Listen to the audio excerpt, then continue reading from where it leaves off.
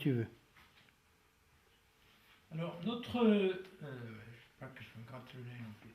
Notre village aquitain de Saubus, solidement ancré sur la rive droite de l'Adour depuis le Moyen-Âge, est très heureux, vraiment très heureux de dévoiler les richesses de son patrimoine à l'occasion de cette 31e édition des Journées européennes du patrimoine, organisée les 20 et 21 septembre 2014. On peut dire qu'ici à Saubus, la présence de l'Adour et des Barthes se conjugue parfaitement avec l'histoire des hommes. Et on est tout à fait dans la thématique de cette édition donc, des JEP, c'est-à-dire le patrimoine culturel qui se croise avec le patrimoine naturel. C'est cette richesse au croisement donc, de la nature et de la culture qui est le Pendant la conférence. Absolument. Ah ben alors moi je vais pas y aller, il y en a déjà un qui rompt la présentation. Bon, allez. Alors,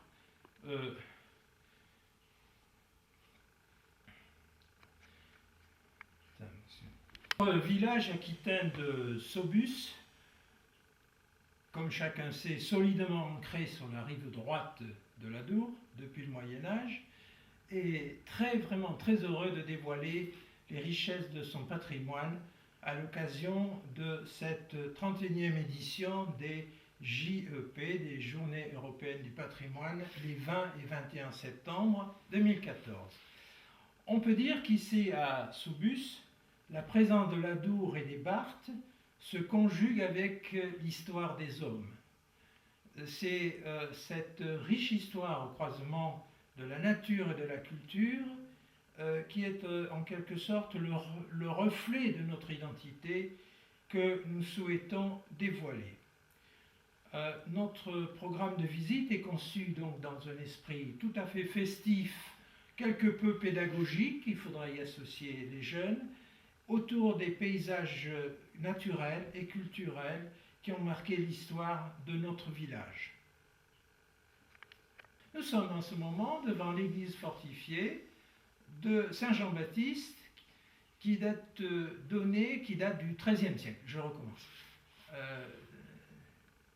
Nous sommes ici en présence successivement les sites qui seront une visite libre et nous souhaiterions la partager avec vous, la commenter.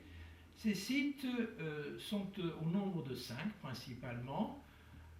Tout d'abord, l'église fortifiée Saint-Jean-Baptiste, classée au monument historique et qui date du début du XIIIe siècle. Le parc et le jardin botanique ensuite de la belle et ancienne villa Bedbeder, habitée sous Napoléon III par Madame Eugénie Desjaubert, la bienfaitrice, finalement une grande bienfaitrice pour Saubus. Le troisième site sera une histoire aussi complète que possible sur le port de Saubus. Saubus a été un grand port, contrairement à ce qu'on pourrait penser aujourd'hui, mais a été un port tout à fait significatif depuis le Moyen-Âge, à la fois pour la pêche, mais aussi pour le transport des produits forestiers, notamment des goudrons, en destination de Bayonne en particulier, et permettant ainsi d'ailleurs au port de Bayonne de devenir pratiquement l'un des ports exportateurs les plus importants au XVIIIe siècle et au XIXe et XXe. Si je sais, c'est casse-couille ça. Bon, alors là qu'il faut que je recommence tout là ou... Non, vas-y, continue. Alors, la troisième visite, le troisième que nous vous proposons, c'est la visite des Barthes de Saubus.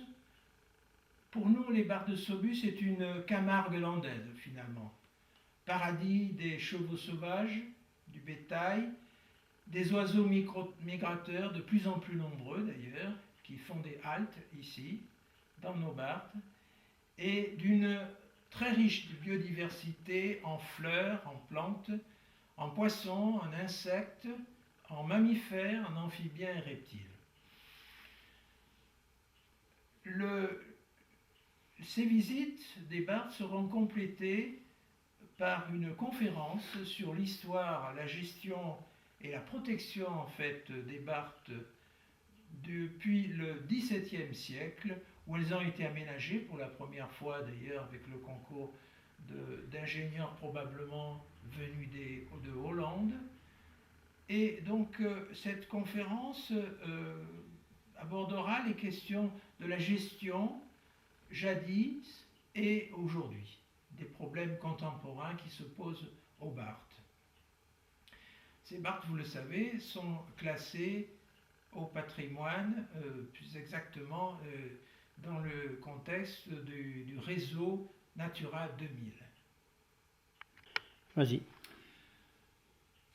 Les visites qui vous seront proposées, il y en a un total de 5, c'est tout simple.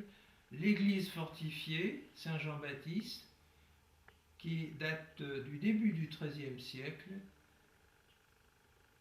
que nous pourrons ainsi visiter. Le parc et le jardin botanique de la très belle et ancienne villa Bethbeder, qui était d'ailleurs au XVIIIe siècle un petit château également, et qui fut habité sous Napoléon III par Madame Eugénie Desjaubert. Eugénie Desjaubert, c'était la bonne dame de Saubus, riche et qui a fait profiter largement de ses dons la population de Saubus et d'ailleurs également.